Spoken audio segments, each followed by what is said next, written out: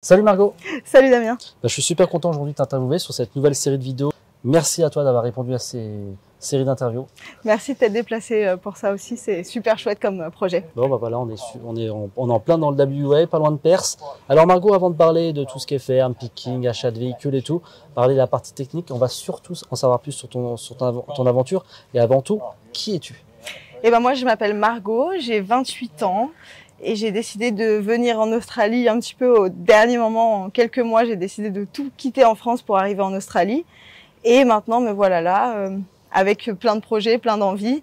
Et puis, principalement, la découverte de l'Australie. D'accord. T'as fait quoi comme études en France? Moi, j'ai fait un diplôme, enfin, j'ai des diplômes dans la restauration en France. Mais j'ai très vite changé de cursus et je me suis découvert une vocation pour la livraison de colis. Ah. Voilà, j'adore ça et c'est ce que je faisais du coup en France avant d'arriver ici. Ok, donc livreur, tout ce qui est livreur de colis, etc. C'est ça.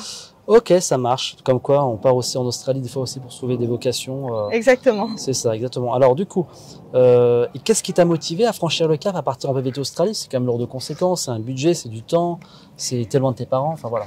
J'ai eu envie de découvrir l'expérience du PVT. Je me suis pas tout de suite penchée sur l'Australie, j'étais plus centrée sur la Nouvelle-Zélande. Et en fait, il a été pour moi beaucoup plus simple de partir en Australie. C'était la destination la plus simple pour moi à ce moment-là. Le travail. Le travail me paraissait plus facile à trouver ici. Les salaires sont aussi meilleurs. C'était le bon entre-deux. Surtout que toi, tu me disais en off que tu en as un peu ras-le-bol de la France, le SMIC, beaucoup d'heures pour pas grand-chose. Voilà, dans la restauration, c'est vrai qu'en France, on fait beaucoup d'heures pour pas grand-chose. On est payé vraiment au SMIC. Les heures supplémentaires sont très souvent pas rémunérées. Et du coup, effectivement, c'était une meilleure occasion pour moi de venir exercer ce métier-là ici. Ça marche, ok, ça marche. Quand tu dis ton métier, ce métier-là, c'est la restauration. La restauration, évidemment. Ça marche. Donc, tu t'es préparé pour venir en Australie avant janvier 2023. Tu t'es préparé longtemps à l'avance? Pas tellement. je prends souvent des décisions hâtives. Ouais. Donc, non, j'ai décidé de partir fin septembre.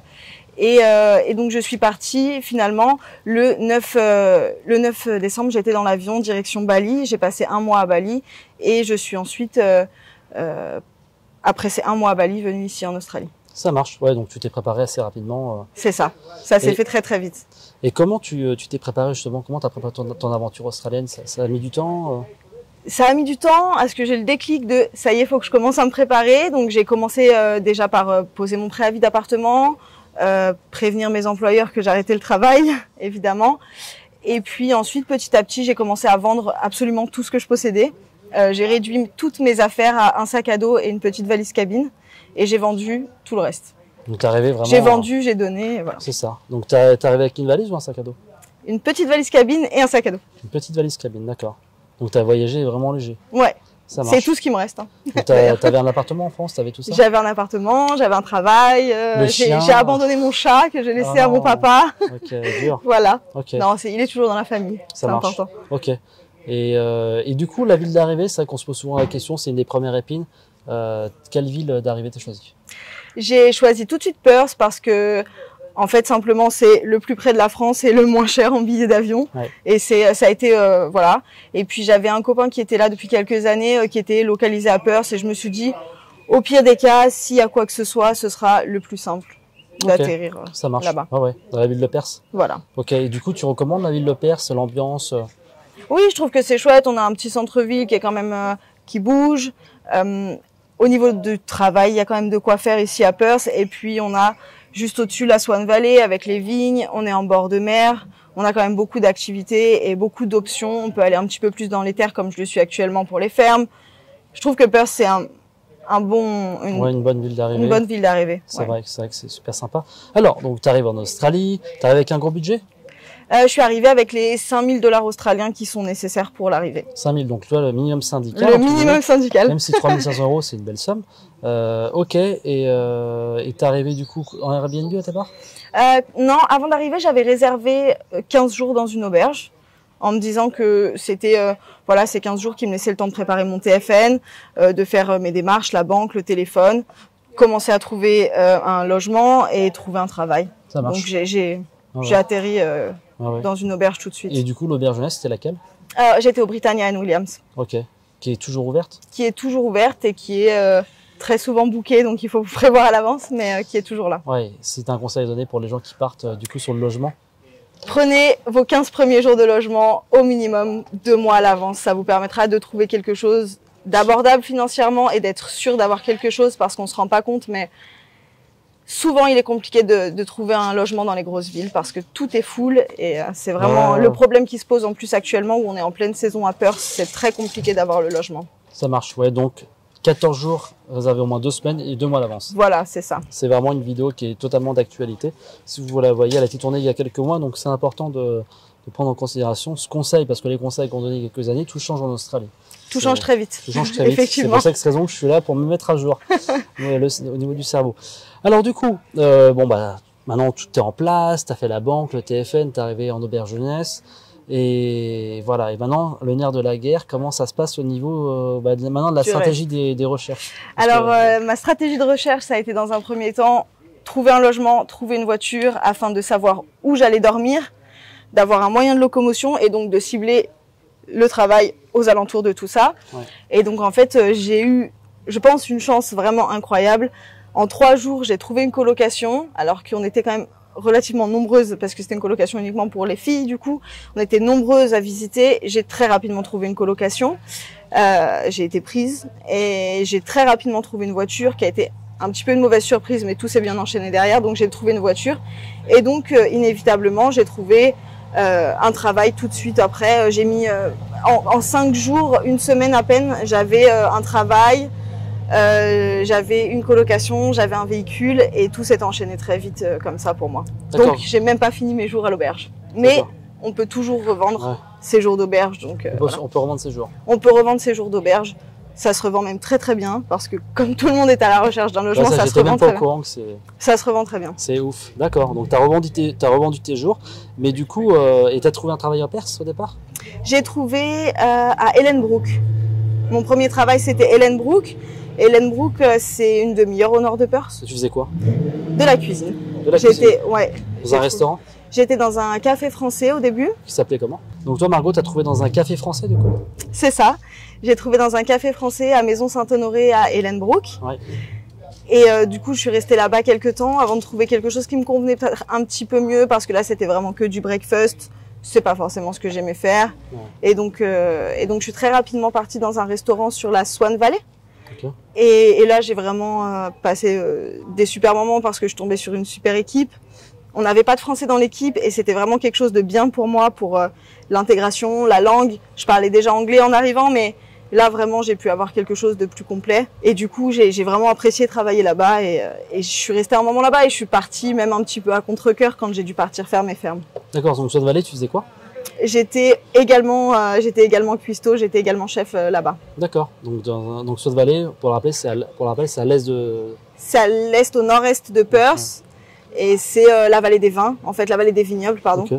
Et voilà. Ça marche. Et donc ça s'est bien passé. T'étais payé à l'heure, pareil? J'étais payée à l'heure. J'étais payée la restauration. Il y a plusieurs levels, et donc j'étais payée en level 3. Donc le tarif n'est pas le même la semaine que le week-end. Et donc, je me débrouillais pour toujours travailler le week-end parce que c'est là qu'on fait les meilleurs salaires. C'est ça. Tu te rappelles du nom de l'établissement? Oui, ça s'appelait Vallée Sociale. Vallée Sociale, donc notez-le. Hein, super endroit, ils recrutent très souvent parce que c'est un très très gros restaurant et ils font beaucoup de réceptions. Il y a beaucoup de réceptions, donc ils recrutent souvent du personnel. Donc notez-le, ce petit conseil super en or de Margot qui a travaillé donc du coup au Swan Valley. Au Vallée Sociale à Swan Valley, voilà. pardon. Margot qui a travaillé donc au Vallée Sociale. C'est ça. C'est ça, on va y arriver. Donc, ok, donc 2 expériences en restauration. Et là, tu décides d'acheter un 4x4. Là, je décide d'acheter un 4x4 parce que je me dis qu'il est peut-être temps que je fasse mes fermes. Et que pour faire mes fermes, il est temps d'avoir un véhicule autre que la moto que j'avais du coup à ce moment-là. Parce que je roulais en moto depuis quelques mois. Ok, tu te déplaces en moto. Je me déplace en moto, okay. Voilà. Alors, juste pour, du coup, c'est intéressant parce que c'est pas un sujet qui... Comment ça se passe pour conduire une moto en Australie? Tu avais le permis en France? J'ai le permis en France. Ok, et comment ça se passe du coup? J'ai le permis en France, donc pareil que le permis voiture, on transcrit notre permis en permis australien. Et donc le permis moto vient avec le permis voiture. C'est simple? Tout pareil. Okay, c'est exactement pareil que le permis voiture, peu importe le nombre de permis qu'on a en France, ils sont traduits au moment où on fait changer notre permis. D'accord. Juste 2 mots sur la conduite en moto en Australie, ça s'est bien passé? Pour moi, ça s'est hyper bien passé. J'ai trouvé que quand même voitures font beaucoup moins attention aux motards que ce qu'on fait attention en France. Ouais, ok. Mais sinon, ça s'est relativement bien passé. Les routes sont larges, grandes, droites. Il y a des pneus des fois sur les routes, donc attention aux obstacles en moto. Et il y a des animaux. Il y a des animaux, effectivement. Surtout pas prendre un kangourou en moto, je pense qu'on se relève pas. Ouais, mais voilà. Ça marche. Donc là, tu décides du coup de monter en gamme, entre guillemets, Voilà. d'acheter un 4x4. D'acheter un 4x4. Pourquoi cette décision et pas un van comme aujourd'hui? Parce qu'à ce moment-là, je me disais que le 4x4 était la meilleure option pour moi. J'imaginais une roof-tente, 4 roues motrices, ouais. et Le j'imaginais que setup de c'était plus rêve simple. pour l'Australie. Voilà. J'imaginais que c'était plus simple, et donc j'ai décidé de me pencher sur les 4x4. J'ai trouvé un 4x4 qui était donc dans mes prix, qui correspondait, qui avait tous les critères, qui avait donc la Rego. Ouais, donc la Rego, la carte grise australienne. La carte grise australienne, voilà. Qui roulait bien, qui n'avait pas sur le papier aucun souci. Et puis, comme souvent dans le Western Australia, comme on n'a pas de contrôle technique avant la vente, eh bien, on peut avoir des problèmes, des vis cachées, et c'est ce qui s'est passé. Et 6 jours plus tard, j'ai serré le moteur de mon 4x4. Ok. Voilà. Alors, il y avait un élément pourtant qui était, qui aurait dû te mettre en alerte. Tu m'as parlé tout à l'heure, par rapport à un sticker. Le sticker, c'était sur ma première voiture. Première voiture, d'accord, ouais. Ça marche. Mais en tout cas, là, sur le 4x4, qu'est-ce qui s'est passé? Parce que pourtant, tu avais fait les choses bien à la base. Voilà, j'avais fait les choses bien, j'ai regardé. Donc, en plus, en ouvrant le moteur, il y avait des pièces qui étaient neuves. Effectivement, le propriétaire me l'avait bien précisé. J'ai ouvert le moteur, les pièces brillaient, étaient effectivement flambant neufs. Dont le radiateur, et je pense que le radiateur avait été changé puisque mon moteur surchauffait. Okay. Et qu'en fait, il a été changé juste pour pouvoir faire passer la vente, le temps des essayages, enfin des essais de la voiture, pardon. Et une fois que j'ai essayé la voiture, fait quelques kilomètres avec, il s'est avéré que en fait le moteur surchauffait, je perdais de la puissance jusqu'à temps que mon moteur s'arrête et refuse de redémarrer. Mais t'avais fait un contrôle pour toi? Moi personnellement, j'avais pas fait de contrôle. D'accord. J'avais pas refait de contrôle. Je venais vraiment de l'acheter. Mon but c'était vraiment de partir vite en ferme. Je suis très vite partie et j'ai pas fait les vérifications nécessaires. Et ce que j'aurais dû faire avant. Ouais. Effectivement, de me lancer, de prendre la route. Peut-être un peu de négligence, peut-être par rapport à ça. Bien sûr. Ouais, après, c'est vrai qu'on. Je sais pas si c'est de la négligence ou le fait que je ne sache pas, tout simplement. Tout simplement. Ouais.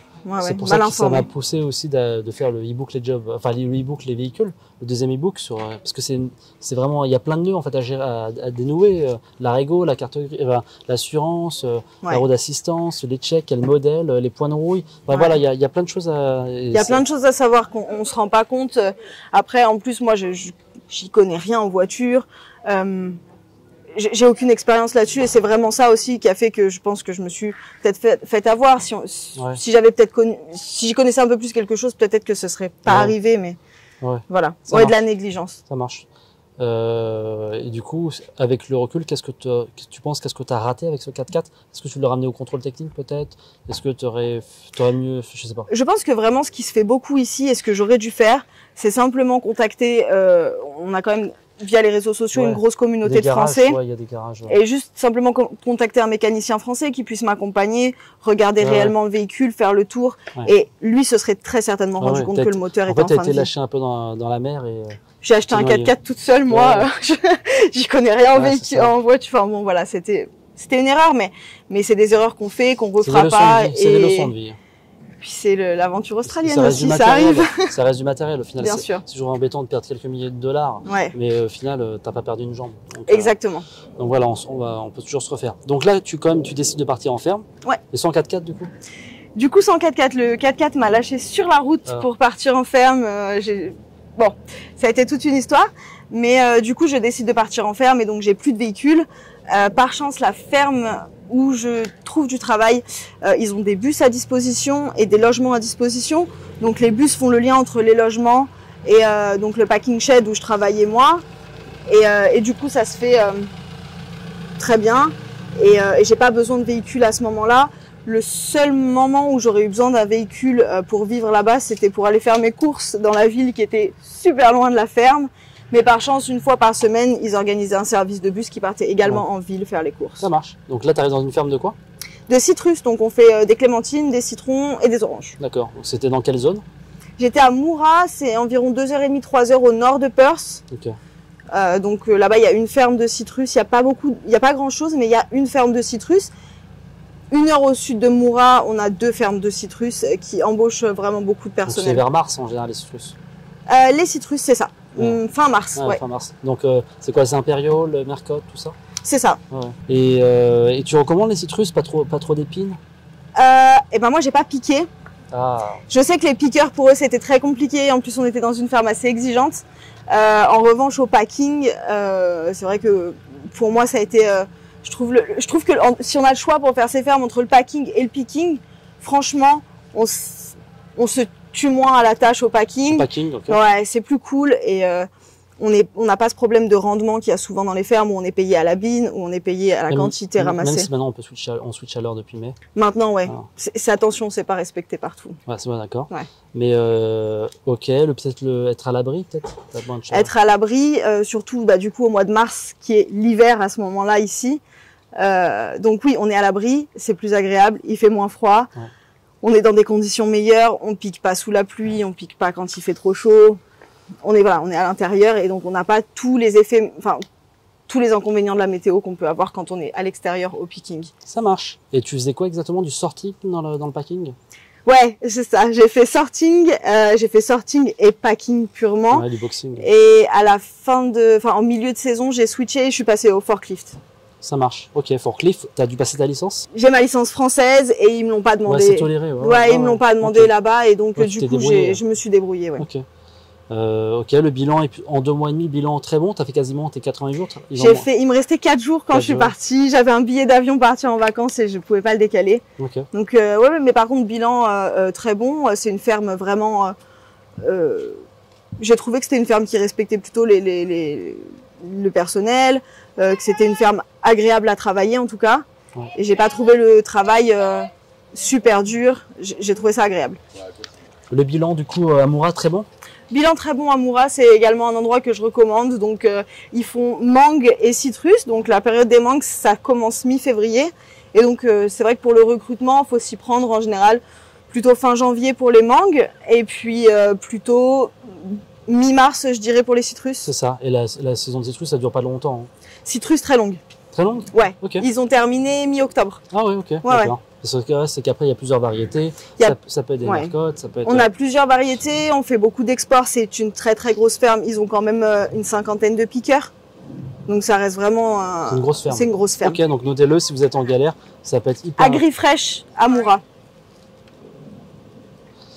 Notez-le en tout cas ce plan si ça peut être, si vous êtes en galère. Agrifresh. Agrifresh à Moura. Ok, bah super, sympa, merci pour le plan. Margot, donc le bilan est bon.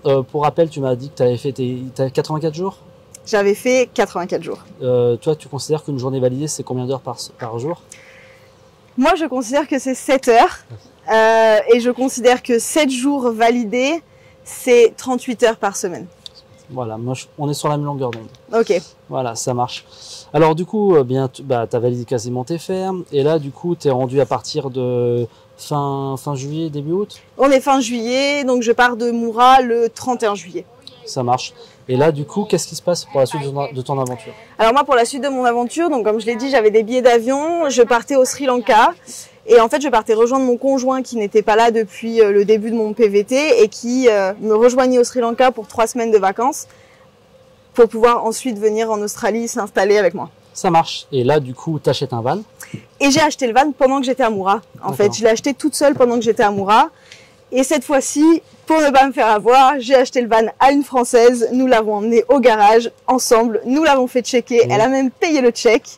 Et on a vérifié que voilà, il n'y avait pas de souci majeur mécanique et qu'on était bien, était bon. Ce que c'est important de rappeler, c'est que les vannes dans le WA, enfin les véhicules dans le WA, tu peux rouler X années sans contrôle technique. C'est pas comme dans certains états, comme dans le NSW, où tu as des contrôles techniques. Tous les 6 mois. Il me semble. Tous les ans, selon l'ancienneté du véhicule. Donc c'est ça le souci du WA. Donc on peut avoir des véhicules qui ont malheureusement déjà le cancer, mais sans le savoir, parce qu'ils sont tellement il n'y a pas eu de suivi en fait. Il y a 0 suivi, et puis bon, après il y a l'avantage de pouvoir le revendre sans avoir tout un tas de paperasse à refaire. Voilà. Mais par contre, et de pouvoir le revendre dans n'importe quel état aussi. Ouais. Mais par contre, voilà, à l'achat, c'est un risque. C'est un peu plus risqué, on va dire. Ouais. Donc là, tu achètes un van, et pourquoi tu décides de passer d'un 4x4 à un van? Eh bien, parce que finalement, je me dis que après avoir vu pendant toute ma saison à Moura les copains déplier, replier, déplier, replier la roof tent, ça va pas être pour pratique. moi. Non. Et que moi, je pars dans l'optique où ça y est, mon conjoint arrive. J'ai pas envie qu'on soit obligé de payer des colocs, des auberges de jeunesse, machin. Je me dis, autant qu'on est notre chez nous, on se pose où on veut. Même quand on est en ville, comme ici, on est quand même très proche de Perth, où c'est compliqué de faire du camping sauvage. Eh bien, on a des campings qui ont toujours des places de disponibles. Voilà, donc on casse quand même beaucoup les prix des logements ici qui sont excessivement chers. Là, on s'en sort pour une centaine de dollars la semaine chacun. C'est quand même beaucoup moins cher que ce qu'on propose en ville. Donc là, tu as préféré du coup le côté un peu plus confort du van. Ouais, je comprends. Bon, bah, je vais pas te contredire. Je suis plus un peu plus team van, même si c'est vrai que le van, ça a ses limites par rapport aux routes australiennes. Aux routes. Voilà, tu verras bien plus tard. Là, je pense que le nord du pays, bon, ça risque d'être compliqué pour moi. Bah, tu peux faire tout le tour en van, mais c'est vrai que c'est à ses limites. Et du coup, tu recommandes aux gens le van avec le peu d'expérience que tu as? Moi, vraiment, avec le peu d'expérience que j'ai, oui, je le recommande parce que comme j'ai expliqué, on en parlait encore ce matin avec mon conjoint, je n'ai vraiment pas cette sensation d'aller me coucher, de faire du camping tous les jours, de plier des pieds. Vraiment, j'ai l'impression d'être chez moi. Mon lit à la maison me manque pas, mon appart me manque pas, mes colocs me manquent pas. Vraiment, je suis hyper bien. J'ai l'impression d'être chez moi. Surtout quand on ferme la porte. Ouais. Quand on ferme la porte, là t'es chez toi, là t'es chez toi. C'est ça. Et puis non, vraiment, ouais, ce confort du van. Enfin, je le recommande. Après, si vous voulez un van, je pense que ce qui est important, c'est d'avoir un plus gros budget que ce que nous on avait, afin de pouvoir acheter un van en 4 roues motrices. Et là, c'est vraiment le top. Je pense qu'en Australie, le van 4 roues motrices, c'est vraiment le summum de ce qu'on peut. Ah ouais.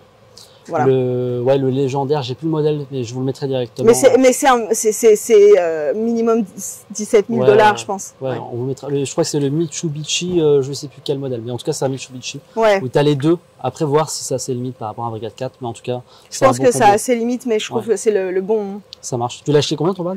Eh ben moi je l'ai payé 6 000 dollars. Donc ça a été vraiment une bonne affaire. Je l'ai acheté à une Française qui me l'a laissé la larme à l'œil.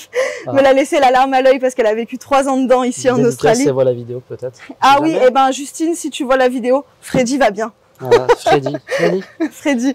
On a gardé son nom d'origine. Bon, bah, pour pas le perturber. Dédicace à Freddy. Et ok, 6 000 dollars. C'est pas énorme quand on sait que maintenant les prix ont augmenté et surtout qu'il a peu de kilomètres. Oui, voilà. Alors, il a peu de kilomètres. Ça peut paraître énorme en France, mais en fait, ici en Australie, c'est très peu. Et je l'ai acheté, il avait 260 000 kilomètres. Il était jeune. Donc, c'est plutôt jeune, ouais. Et 260 000 kilomètres, aucun problème moteur, voilà, des essuie-glaces à changer, un phare à changer, rien de très intéressant. Boîte manuelle, du coup? Boîte manuelle. Boîte manuelle, il faut des muscles. Ah ouais, ok. Pas de direction assistée, pas de clim. Mais c'est un bon, il est robuste. Ouais, c'est ça. Le légendaire Ford Econovan. Voilà. C'est vrai qu'en gros, il y a Toyota Ayas, Mitsubishi Express. C'est les deux que j'ai eu. Je peux pas te parler de celui-là, mais en tout cas. Oui, le Mitsubishi Express, on le voit pas mal. Fantastique. Ouais. Ça marche. Donc, et là, tu arrives à Margaret River au One Elephant. Voilà, j'arrive à Margaret River, recherche d'emploi. Le but était d'arriver à Margaret un petit peu avant la saison, touristique, de pouvoir décrocher les premiers emplois. Nous, on savait qu'on devait partir quand même fin octobre pour rejoindre ma petite sœur quelques semaines en Thaïlande. Ouais. Donc, on voulait prendre les emplois avant que les backpackers arrivent. Et donc, on s'était dit début septembre, c'est le bon créneau, on y va, on recherche. Et en fait, tous les restaurants recrutés, on est tous les deux de la restauration, on trouve un travail ensemble dans le même restaurant, c'est du breakfast, très peu de repas du midi, principalement du breakfast, et donc à 16h tous les jours, on est rentré à la maison, terminé. Tu commences à quelle heure? 6h. Je faisais pas 6h, 16h, c'était rare. D'accord, mais tu faisais beaucoup d'heures dans la semaine? J'arrivais à avoir jusqu'à 42 heures par semaine. Payé combien de l'heure? Payé... Une trentaine. 31, il me semble, 31. Ouais, donc un peu plus de 1000 dollars par semaine. Ouais, c'est ça. Ça marche. Donc 1002 à peu près. Donc nouveau plan de job, les amis. One Elephant, il vient de tomber. Elephant. Voilà. Ouais, ils recrutent moins que les autres. Ouais, quand mais même. bon, c'est toujours une clé à aller chercher. Après, bien sûr. À vous de les actionner. Et c'est très très beau. L'endroit est vraiment magnifique. Ça marche. Donc Margaret River, t'as bien aimé? Margaret River, j'ai bien aimé. Le seul petit couac, c'est qu'on était donc avant la saison touristique, donc avant le soleil, et qu'il a plu tous les jours. Alors. Ouais, on a vraiment eu la pluie tous les jours, à tel point qu'on a acheté une tente qui se fixe donc sur la porte latérale et qui vient afin d'avoir un extérieur dans le van. On n'en pouvait plus, il pleuvait trop. Et donc très très beau Margaret River, vraiment des millions de kangourous à Margaret. Et une petite ville qui est vraiment très mignonne. Mais par contre, voilà, on a eu la pluie, donc on est resté un peu sur notre faim. Ça marche, ok. Donc là, tu fais ce mois et demi pour enflouer les caisses, pour amortir le coût du véhicule. Tu as réussi à mettre beaucoup de côté pendant ce mois et demi? En un mois et demi, pour un mois et demi de travail, oui, j'ai réussi à mettre 4 500 $ de côté. D'accord. En un mois et demi, en vivant dans un camping qu'on payait. Ouais, il y avait des charges à côté. 14 litres au 100. Ah, okay. Pour aller travailler 20 minutes tous les matins, ça consomme aussi. Ça consomme aussi. Ah oui, tu logeais dans ton van. Ouais, c'est ça. C'est vrai que quand on travaille en couple et qu'on est en van, c'est pas forcément toujours évident par exemple, si on travaille en ville, d'allier ville et van. Ouais. Là, tu logeais dans un camping. Il y a toujours des campings souvent. Ouais, il y a toujours des campings partout. Et non, là, je logeais dans un camping et en plus, le restaurant où on travaillait était excentré. Donc, il n'était pas en plein centre-ville. Donc, pour se garer, on n'avait pas de soucis. Ils avaient un parking privé. On était, voilà. Ça marche. Et là, du coup, à l'heure où on tourne cette vidéo, t'es à Bickley. Je sais pas comment on dit, Bickley. Bickley, peut-être. C'est ça. Et tu travailles dans les pêches en picking. C'est ça. Alors, juste, tu peux résumer cette expérience? Donc j'ai enfin fini mes 88 jours de ferme à l'heure où on parle, et ça c'est une très bonne nouvelle. Bravo. Et donc non, je cherchais un endroit pour finir mes 4 jours de ferme, et en fait j'ai posté une annonce sur Gumtree, et en fait en 3 jours j'ai eu 3 propositions d'emploi. J'ai simplement pris la plus proche de là où je me trouvais, c'est-à-dire ici, parce que là on est quand même à une demi-heure de Perth. Ouais, à l'est. Voilà. Et donc du coup, picking de pêche, j'ai la chance d'être tombée dans une entreprise où ils sont plutôt respectueux des employés, des piqueurs, et c'est quand même pas partout, on va pas se mentir. Mais ici, on est très très bien lotis. On est payé 29 $ de l'heure, on n'a pas de rendement, ça veut dire qu'on n'est pas obligé de piquer vite pour faire le quota. On est. Faut fournir un travail. Voilà.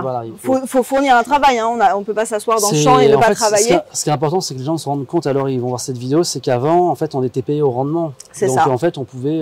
Moi, j'ai fait du picking au rendement. J'ai fait du picking au rendement en groupe. Et c'est vrai qu'on envoyait. Hein, on était des machines, mais à la fin de la journée, si t'as fait 150 $, t'es content, quoi. C'est ça. Parce que c'est compliqué quand même. C'est ça. N'acceptez pas le picking de blueberry. Ce n'est pas un bon plan. D'accord. C'est le pire plan qui puisse exister. Okay. À 4 € le kilo, des blueberries, c'est gros comme ça. C'est franchement, c'est sûr. C'est un très bon plan. C'est vrai. Mais et pour rebondir sur les pêches, c'est vrai que les arbres sont pas très hauts en général par rapport aux mandarines que tu as pu voir justement. Ouais. Si tu montes un peu sur ton escabeau, mais c'est pas. Alors du coup, nous en plus, l'avantage c'est qu'on a une personne qui est sur un escabeau qui pique que le haut. Et quelqu'un qui est sur... bottom, top. Ouais. Voilà, il y a bottom, top et chacun fait son... Ça marche. Bah écoute, le bilan finalement sur tous tes boulots, que ce soit en restauration, en pêche, tu en as tiré un très bon bilan, Margot? Moi pour l'instant, j'ai pas eu de trop mauvaise expérience au travail. J'ai pas eu de mauvaise expérience logement. Pour l'instant, je tire un bilan plutôt positif de l'Australie. À part ce 4x4. À part l'achat du véhicule, ouais. Je tire un bilan positif de l'Australie. Voilà, je pense que bon... On a tous des petites galères, mais c'est des galères qui font le voyage aussi. Et je tire, oui, un bilan très très positif de l'Australie, très très positif partout où j'ai travaillé. J'ai eu la chance de trouver très rapidement du travail à chaque fois et de tomber dans des entreprises plutôt respectueuses. Et du coup, pour l'instant, je suis plutôt chanceuse. D'accord. Alors pour conclure cette vidéo, est-ce que tu as une astuce en or à donner aux futurs backpackers qui nous écoutent peut-être dans leur van, dans leur 4x4, chez eux? Est-ce que tu as une astuce en or pour ceux qui galèrent et qui a fonctionné pour toi? Souvent ici, la galère première, c'est trouver un emploi. Et je pense qu'en fait, trouver un emploi, ça nécessite de rester enfermé chez soi 2 jours, la tête collée à son téléphone, d'envoyer des messages partout, d'envoyer des CV. Vraiment, je pense que ça marche mieux via Internet. Trouver du travail ici que d'aller se déplacer comme chez nous en France avec un CV. En tout cas, c'est mon expérience. Ton expérience, ça a fonctionné pour toi. Ça a fonctionné pour moi. Et vraiment, ne pas hésiter aussi à aller... moi, ce que je fais, des fois, je vais sur les pages Facebook, je vois quelqu'un qui marque « Bon, bah voilà, je viens d'arriver en ferme, je recherche un logement. Est-ce que vous connaissez un logement dans ce secteur-là » Pas de souci. J'envoie un message à cette personne-là en disant « Tu viens d'arriver en ferme, mais où es-tu? Est-ce qu'il y a de la place ?» J'hésite pas à explorer toutes les pistes possibles et imaginables pour le travail, à m'enfermer 2 jours chez moi et ça a toujours marché. J'ai toujours eu du travail le 3e ou le 4e jour. Ok, bah c'est excellent. Ouais, donc soit ce qui marche, c'est Internet. Pour moi, ce qui marche pour le travail, c'est Internet. Ok, ça marche. Ok Margot, donc toi tu t'es un peu préparé avant de venir. Est-ce que tu as senti un décalage entre ce que tu as vu sur les réseaux, sur les blogs, sur les sites et la réalité? Oui. Je m'imaginais faire le tour de l'Australie la première année. Je n'ai pas bougé du western australien. Je suis toujours là. Je m'imaginais avoir un compte bancaire à 6 chiffres à la fin de ma première année. Ce n'est pas le cas non plus. Je me suis imaginé tout un tas de choses qui ne sont pas arrivées, mais finalement, je suis quand même très heureuse je suis très bien dans mes baskets et très heureuse de l'aventure que je vis ici. Ouais, ok, ouais. Globalement, c'est ça. C'est juste que ouais, tu imaginais, on va dire, c'est vrai que souvent on a une idée, on a une feuille de route dans notre tête. Je pense que des fois, il est un peu utopique de se dire que ça va se passer comme ça. Oui, en fait, on fait des milliards de plans et ça change. Et vraiment, ce que j'ai compris en Australie, plus qu'en France, pourtant, moi, je change très souvent d'avis. Mais ici, plus qu'en France, les plans changent d'un jour à l'autre. Aujourd'hui, on croit qu'on s'en va dans le nord et en fait, finalement, on est là parce que je dis ça, c'est un exemple un peu, parce qu'en fait, moi, je pensais partir dans le nord pour faire mes fermes parce que je ne trouvais rien aux alentours. Et finalement, à 20h30 le soir, on m'appelle, il y a une ferme à 20 minutes de là où je suis. Je pars, j'y vais. Finalement, je décide de faire un road trip vers le sud. Et puis, en fait, non, je me retrouve à le faire vers le nord parce que c'était pas la bonne période de l'année, valait mieux. En fait, tous les plans, tout ce qu'on peut prévoir change à la dernière minute, au dernier moment. C'est ça. Une grosse déception en Australie? Pas de grosse déception, non, je pense pas. Petite déception, j'espérais trouver un job de delivery driver parce que c'est ce que je faisais en France du coup. Amazon pardon, ça marche pas? J'ai essayé FedEx et en fait ils embauchent principalement des Australiens parce que beaucoup de paperasse, la langue, etc. Connaître les villes comme leur poche, enfin je veux dire les livreurs de Perth vivent à Perth depuis des années, connaissent Perth comme leur poche, ce qui n'est pas mon cas, donc je suis pas prioritaire. Vraiment pour conclure cette vidéo, là ça fait quelques mois que ton copain t'a rejoint. Ça va la vie en couple en van? C'est petit, c'est un espace restreint. Ouais. C'est un espace restreint, il s'agit de s'asseoir autour d'une table et de mettre les règles qu'on souhaite dès le premier jour et de s'y tenir et ça se passe. On va pas dire à tout le monde que tout se passe bien quand on se dispute jamais, mais oui, ça se passe bien. Il y a des tensions. Ça arrive, un soir, on est fatigué, on en a marre. Avant-hier, j'ai pas commandé les bonnes pizzas, je me suis trompée. Bon, voilà, c'est des choses qui arrivent. Voilà. Faut relativiser, ça marche. Et en tout cas, pour conclure cette vidéo, j'aimerais te remercier déjà d'avoir participé à cette série de vidéos. Et merci à toi d'être venu me voir jusqu'ici. Écoute, ça fait un grand plaisir. T'es vraiment une bonne personne et je te souhaite une magnifique aventure pour ta deuxième année encore du coup. Ouais, j'espère que ça se passera aussi bien que la première. Il n'y a pas de raison. Voilà. Allez, merci Margot. Merci. Merci.